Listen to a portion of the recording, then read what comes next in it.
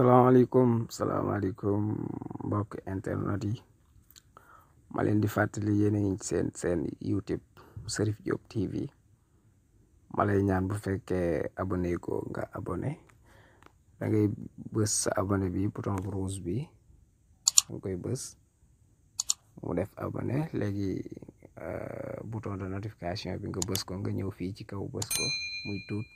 la notification mooy tax vidéo bu Cherif Diop TV dugal rek da ngay am notification bi même bu fekkul nga nekk YouTube waaw ma lay ñaan bu fekkee abonné ko nga abonné te bës bouton de notification bi waaw tey nag dañuy ñëw yéen ci benn application bu très important bu am solo ci li ñuy ñëw ak yéen muy application boo xam ne boo ko yoree charge rapide lañ koy wax maanaam day gaawal sa chargeur exemple bu fekkee sa téléphone bu daan charger day am 2 heures de temps mën naa charger ci 1 heure et demie fees maanaam bu waroon a charger ci ñaari waxtu genn wàll mën na cee fees bu waroon a charger ñetti waxtu mën naa charger ci ñaari waxtu maanaam daal day gën a gaawal sa chargeur day gën a gaawal sa charger application bu fekkee amal na la solo nag nga topp consigne yi lay jox ci nan ngay def ba am ko léegi ci suufu description bi dinañ fi def lien application bi nga xamante ni ci ngay jaar télécharger application bu fekkee yitteel na la te yaakaar naa dina leen neex léegi pour ñi xamul description exemple ma woon leen ko fii ci Cherif Diop TV exemple ñu dem ci vidéo Serigne Cheikh Fall Ndigal bi ñu xool léegi nañ xool vidéo bi li ñu ci amal solo rek mooy fii da ngay bës flèche bi description bi ubbeeku muy kii suufu vidéo bi lu bula lii nga ci gis mooy lien léegi lien application bi dinañ ko coller ci vidéo bi ñuy waaj a def nii biñ leen di defal ci suufu vidéo bi bu ko defee boo bëggee télécharger application bi du jar ngay dem Play Store da ngay dugg da ngay wàcc foofu ci lu bula li ci lien bi pour télécharger bu fekkee foofu rëcc na la wala mu compliqué ci yow nag ñu dem ak yéen ci wan leen Play Store nan nga ko fay jële ma lay ñaan bu fekkee abonné go nga abonné to bës cloche de notification comme ni waaw léegi ñu dem Play Store application bi mi ngi tudd Charge Master ma wan leen ko pour mu gën a leer ñi ko xamut da ngay def nii ni nga koy binde charge def charge def espace def master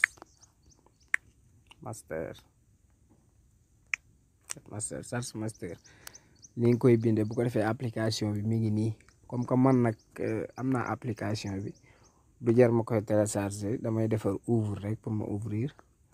bu ma duggee application bi nii lay mel boo koy doog a jël nga optimiser léegi boo bësee fii application bi day raxas application yi nga yor yëpp pour mu gën a oyof da koy optimiser voilà ñu xaar xool nu muy def comme nii da koy def recherche ba mu egg application yi nga yor yëpp da koy optimiser mooy waral téléphone bi oyof charge bi mën a gaaw bu waroon a charge 2 heures de temps 1 heure et demie mën na ko cee charge wala bu waroon a charge 3 heures de temps mu charge ko ci 2 heures de temps gën a gaawal ci sa charge voilà léegi votre appareil a été optimisé bu fekkee publicité bi loolu publicité léegi application boo koy doog a jël dafay jar ay réglage da ngay wàcc fii ci suuf ñëw ci paramétrage publicité waaw boo ñëwee fii ci paramétrage fii ci kaw boo ko jëlee par défaut ñaareel da ngay fekk duñ ko kose da nga koy kose comme nii fii ci kaw nii boo fekkul ñu kose ko da nga koy kose comme nii par défaut nag mën ngaa bañ a fekk ñu kose ko mooy waral boo chargé boo ñëwee da ngay branché chargeur rek bàyyi noonu moom mu optimiser ko boppam boo paree foofu nga wàcc fii ci suuf nga ñëw fii ci rappel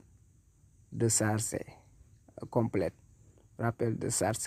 bu ko defee fii bu décoché moom it par défaut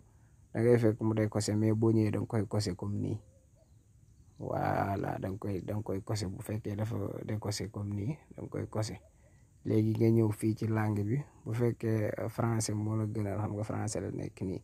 nga bàyyi ko fi bu dee fi gënal la dootul langue yaa ngi fi espagnol a ngi fi anglais a ngi fi yeneen ak yeneen a ngi fi beneen langue boo choisir nga def ko mais man français laa choisir pour def ko voilà application bàyyi nii bu ko defee boo yoree sa chargeur boo monté rek doo def dara da ngay monté rek bàyyi ginnaaw boo defee réglage yi ba pare comme ni ma leen ko waxee yaakaar naa ne gis ngeen ko boo ñëwee gis nga dalay woon pourcentage batterie bi li ci des 59% ba pare ne la restant 11h36 maanaam batterie bi mën naa amaat fukki waxtu ak fanweeri minute ak juróom-benn fukki waxtu ak ñaar ak fanweeri minute ak juróom-benn dalay won restant maanaam batterie bi li mu mën a amaat ba pare dalay won li nga dese pourcentage bi. waaw yaakaar naa ni vidéo bi neex na leen bu fekkee neex na la ma lay ñaan nga partagé ko ba pare nga abonné comme ni ma la ko waxee te bés cloche de notification pour yeneen vidéo yi nga xam ne Cherif Diop TV da koy dugalaat ma leen di sant di leen gërëm di leen wax ngeen wéy di abonné.